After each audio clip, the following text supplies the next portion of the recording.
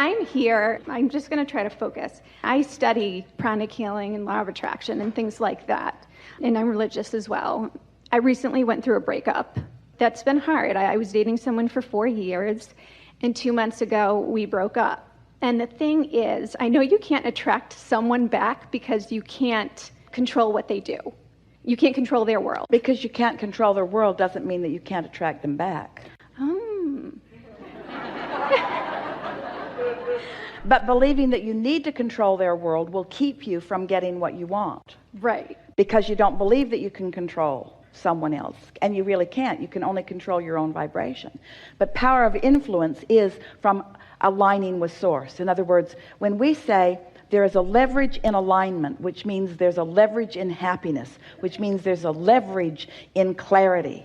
When one is connected to who you really are, you are more powerful than millions who are not. Yeah. There's true power of influence. So when you think about things that are people who are out in the world who are attractive, the reason that they are attractive is because their energy is not split by trying to satisfy the opinions of so many others.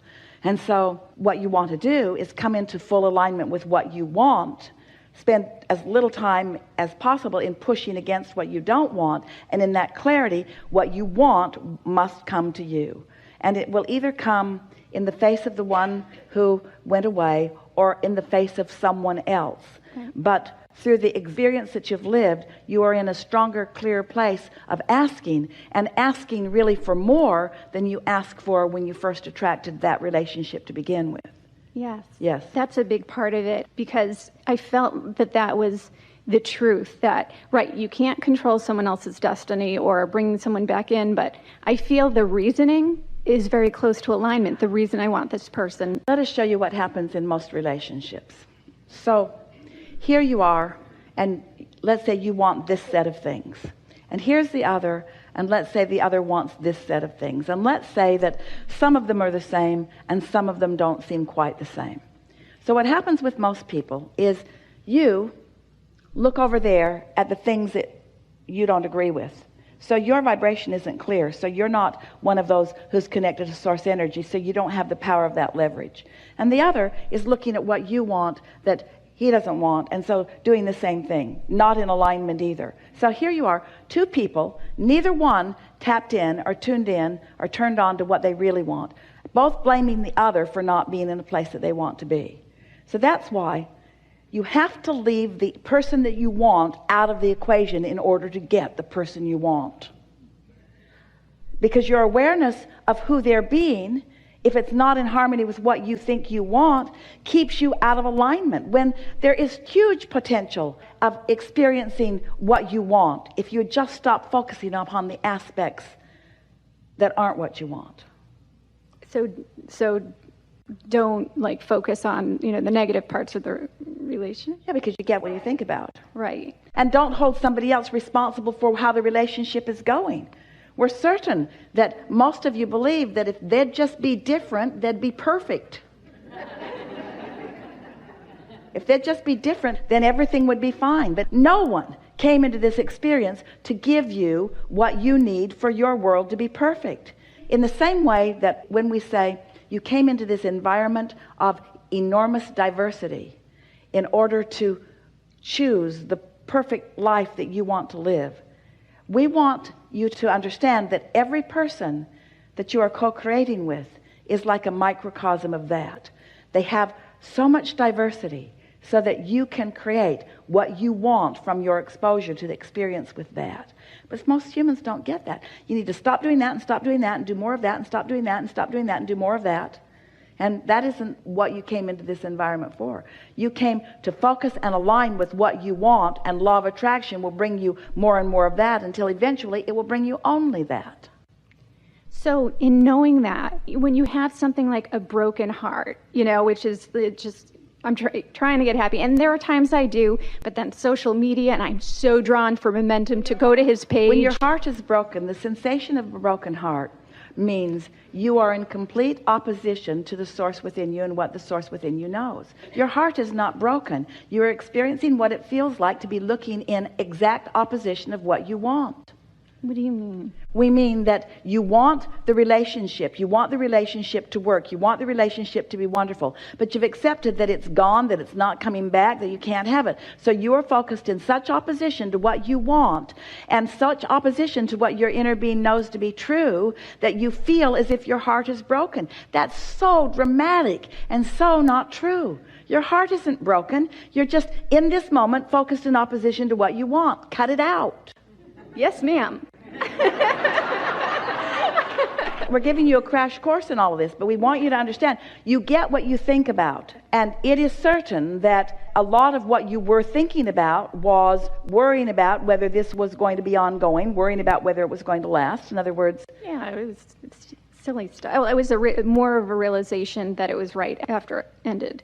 well, what we would encourage you to focus on just a little bit is that nothing is ended. Nothing is ever done. You can't get it wrong and you never get it done, and you can't get it wrong and you never get it done. You can't get it wrong and you never get it done. And the reason that you can't get it wrong is because it's never done. So you stand in a new place with a whole lot more information within you, with a whole lot more resolve within you, with a whole lot strong intentions within you. And when you think back about how you came together, how did you come together? We're not asking for the specific details, but we want you to think about, were you groveling in the depths of despair and feeling the absence of anything, and then some stranger dragged into the room and you said, oh, live with me so that I don't have to be lonely anymore? Was it like that? Or were you flying high and in your place of alignment, you met up with someone and you were feeling good? Yeah, it was more that. It was way more that. It was way more that. The other came later.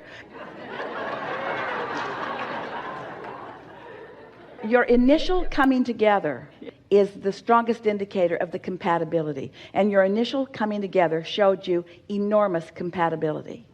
It's so interesting to watch you. You come together, you meet someone, and you're tuned in, and through the path of least resistance, you're inspired to be at this place at this time, and the rendezvous happens, and you can feel the exhilaration of it as it opens, as you get to witness the manifestation of what's been going on in your vibrational reality. In other words, it's a wonderful thing. And then you say, tell me about yourself.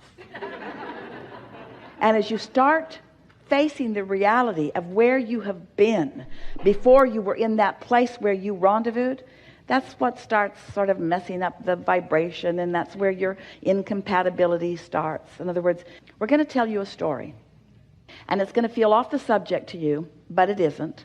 And the reason we're choosing a subject that is off the subject seeming to you is because it'll be more likely for you to listen to it without saying, no, that's not me.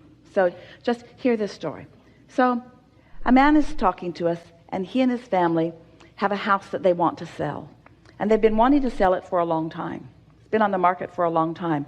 And hardly anyone is looking, and certainly no one is making an offer on the house. So we said to him, why do you want to sell your house? And then he said, well, we've outgrown it. Our kids are bigger. They want more space for themselves. The house is sort of wearing out. It doesn't look as good as it once looked. The landscaping is really fading. It needs a lot of work. The place just isn't what it once was, and we just want something better. And we said, so here's the advertisement that you are sending vibrationally to the universe. Come and buy this dump we no longer want to live in. So we said, do you remember how you felt when you first moved into the house? He said, we were so excited. He said, it felt so good. We just loved everything about it. We didn't have much furniture, but what we had, we placed carefully. And we would buy more pieces, and it was so fun. And every weekend, we'd go to the nursery, and we'd buy more plants. And as a family, we would plant them. A week later, his house sold. Because now what he's broadcasting to the universe is what he wants, not what is missing. What felt good when he was in alignment, not how it felt when they got out of alignment. You see, Yeah. You heard what we're saying. I really heard it. Yeah. Really good. Yes. Really good. Yes. Enough? Yeah, thank you so much. Thank you.